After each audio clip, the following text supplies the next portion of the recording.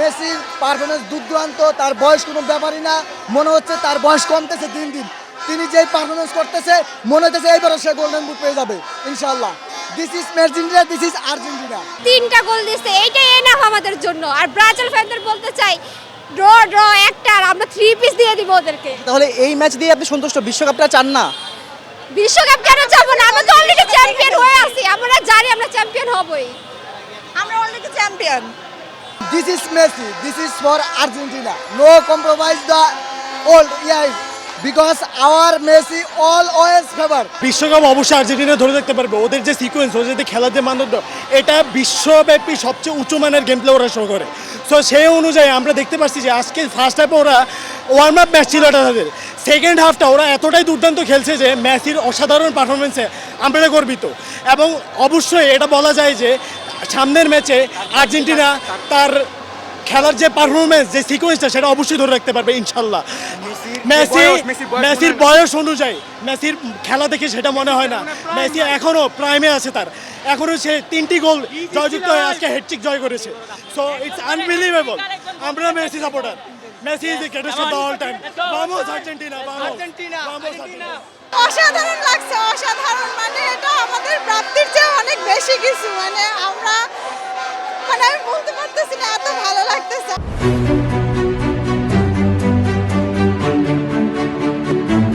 অনেক ভালো লাগতেছে। এবং এই যে ধারাবাহিকতা, এই যে মানে গতি, এই যে মানে আমাদের আর্জেন্টিনা টিমের যে মানে খেলার যে গতিটা, এটা আমি আশা করি যে অব্যাহত থাকবে এবং বিশ্বকাপে আমরা হ্যাটট্রিক দিয়ে মানে আমরা বিশ্বকাপ জয়ী হব। আর মেসি সম্পর্কে কি বলবেন? হ্যাটট্রিক করেছে, এই বয়সেও এত দুর্দান্ত পারফরমেন্স।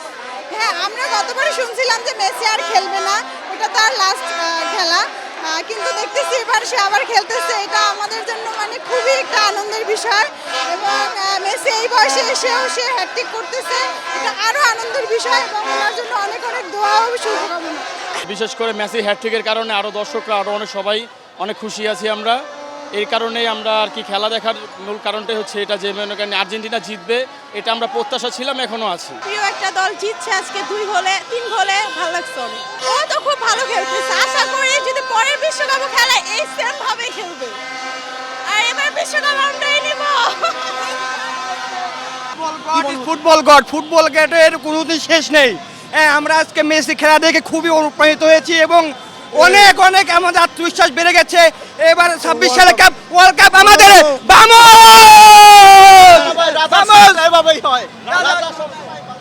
ইনশাল্লাহ জিতেই গিয়েছি। আমার মনে পড়ে যায় 2022-এ এই প্রথম ম্যাচে সৌদি আরবের কাছে আমরা হেরে গিয়েছিলাম। তখন হচ্ছে ব্রাজিল ফ্যানদের জন্য আসলে ঘরে থাকতে পারি নাই এক পর্যায়ে, আমার ফ্রেন্ডদের জন্য আর কি। যাই হোক, আজকে খুব হাসি মুখে এখান থেকে বিদায় নিতে পারবো, বাসায় যেতে পারবো, যে আসলে আমরা প্রথম ম্যাচ জিততে পেরেছি।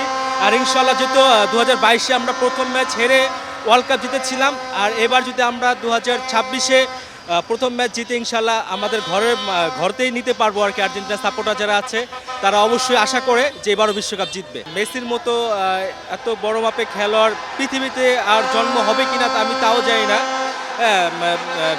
হচ্ছে আপনার পেলে ব্রাজিলে প্লে ছিল, তারপর হচ্ছে ম্যারাডোনা ছিল। এদের পরে তাদের খেলা তো আমরা তখন ছোট ছিলাম, দেখতে পাইনি।